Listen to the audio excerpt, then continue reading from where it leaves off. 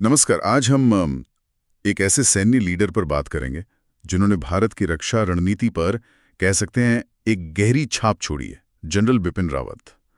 हमारे पास उनके जीवन के जो मुख्य पड़ाव हैं उनका एक खाका है और आज हम कोशिश करेंगे भारत के पहले चीफ ऑफ डिफेंस स्टाफ यानी सीडीएस के तौर पर उनकी यात्रा और उनके योगदान को समझने की। तो शुरू करते हैं उनके बिल्कुल शुरुआती दिनों से। उत्तराखंड के पौड़ी गढ़वाल में उनका जन्म हुआ। एक सैन्य परिवार ही था। उनके पिता भी लेफ्टिनेंट जनरल थे। स्कूली शिक्षा देहरादून और शिमला में हुई। उसके बाद वो गए राष्ट्रीय रक्षा अकादमी एनडीए और फिर भारतीय सैन्य अकादमी आईएमए देहरादून। और आईएमए में उनका प्रदर्शन काफ़ी शानदार रहा, जिसके लिए उन्हें वो प्रतिष्ठित स्वॉर्ड ऑफ ऑनर भी मिला जो बेस्ट कैडेट को मिलता है। फिर दिसंबर 1978 में उन्हें कमीशन मिला और वो भी अपने पिता की ही यूनिट में 5वीं बटालियन 11वीं गोरखा राइफल्स मतलब 511 GR।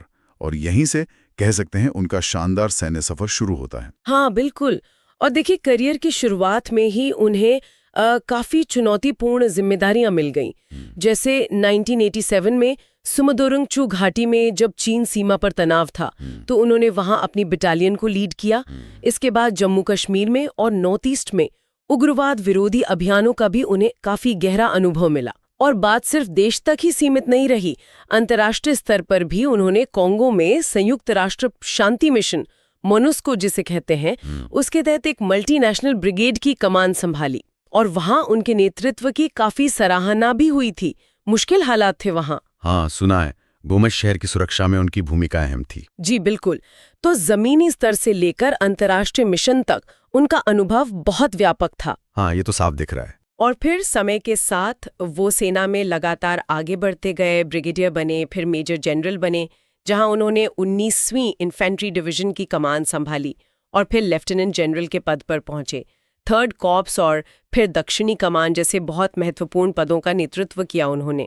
तो हर प्रमोशन के साथ उनकी जिम्मेदारियां बढ़ी, उनका सामरिक महत्व बढ़ा और इसने उन्हें आगे की बड़ी भूमिकाओं के लिए एक तरह से तैयार किया। और फिर आया उनके करियर का शिखर। दिसंबर 2016 में वो बने भारत के 26वें सेना प्रमुख, COS chief of army staff. लेकिन बात यहीं रुकी नहीं। 3 साल बाद दिसंबर 2019 में उन्हें भारत का पहला chief of defence staff CDS नियुक्त किया गया। ये सच में एक ऐतिहासिक पल था। निश्चित रूप से CDS का पद बनाना ही अपने आप में भारत के उच्च रक्षा प्रबंधन में एक बहुत बड़ा सुधार था। और इस पद पर जनरल रावत का मुख्य काम क्या था? तीनों सेनाओं, थल सेना, नौसेना और वायुसेना, इनके बीच तालमेल और एकीकरण को मजबूत करना। देखिए, होता क्या था कि अलग अलग कमांड स्ट्रक्चर के कारण कई बार बड़े ऑपरेशनों में तालमेल बिठाना मुश्किल हो जाता था। इसी चुनौती को दूर करने के लिए उन्होंने एकीकृत थिएटर कमांड मॉडल पर काम शुरू किया। मतलब एक ऐसा ढांचा जहां किसी खास भौगोलिक क्षेत्र में तीनों सेनाओं के संसाधन और कमान एक ही कमांडर के नीचे हों। अच्छा, ताकि ऑपरेशनल तालमेल बेहतर हो सके। हाँ, और संसाधनों का इस्तेमाल भी ज्यादा प्रभावी ढंग से हो सके। अच्छा, ऑपरेशंस के लिहाज से उनके कार्यकाल में क्या खास रहा? कुछ प्रमुख घटनाएं? योजना बनाने और उसे अमल में लाने में उनकी अहम भूमिका मानी जाती है। फिर जब वो सेना प्रमुख थे तो 2017 में डोकलाम गतिरोध हुआ और बाद में जब वो सीडीएस बने तो 2020 में पूर्वी लद्दाख में चीन के साथ सीमा पर तनाव बढ़ा। इन दोनों ही मौकों पर भारत की जो सामरिक प्रतिक्रिया थी और जो सैन्य तैयारी थी उसे मजबूत करने में उनका योगदान बहुत अहम रहा। जी, ये तो हुई सैन्य जीवन की बात। उनके व्यक्तिगत जीवन के बारे में भी कुछ जान लेते हैं। जी, उनका विवाह मधुलिका रावत जी से हुआ था। वो army wives welfare association AWWA के जरिए सामाजिक कार्यों में काफी सक्रिय थीं।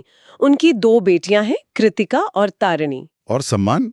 उन्हें कई सैन्य सम्मान मिले, जैसा कि अपेक्षित था इतने लंबे करियर में। हाँ बिल्कुल। उन्हें परम विशिष्ट सेवा पदक, उत्तम युद्ध सेवा पदक, अति विशिष्ट सेवा पदक, युद्ध सेवा पदक, सेना पदक और विशिष्ट सेवा पदक मिले। और दुखद बात यह है कि भारत का दूसरा सर्वोच्च नागरिक सम्मान पद्म विभूषण उन्हें 2022 में मरणोपरांत दिया गया। जी, ये वाकई बहुत दुखद है। और इसी से हम उस दुखद घटना पर आते हैं। 8 दिसंबर 2021 तमिलनाडु के कुन्नूर के पास भारतीय वायुसेना का MI-17 V5 हेलीकॉप्टर क्रैश हो गया। जी, इस हादसे में जनरल रावत, उनकी पत्नी मधुलिका जी और 11 अन्य सैन्य कर्मियों का निधन हो गया। जो आधिकारिक जांच हुई उसमें बताया गया कि खराब मौसम और घने बादलों की वजह से पायलट शायद स्थिति का सही अंदाजा नहीं लगा पाए और हेलीकॉप्टर अनजाने में जमीन के काफी करीब आ गया। इसे CFIT कहते हैं, कंट्रोल्ड फ्लाइट इनटू टेरेन। हाँ, ये देश के लिए एक बहुत बड़ी क्षति थी, उनका यूं अचानक चले जाना। लेकिन उनकी विरासत वो बहुत महत्वपूर्ण है। तीनों सेनाओं के एकीकरण और सैन्य आधुनिकीकरण की दिशा में उन्होंने जो मजबूत नींव रखी वो सच में अभूतपूर्व है।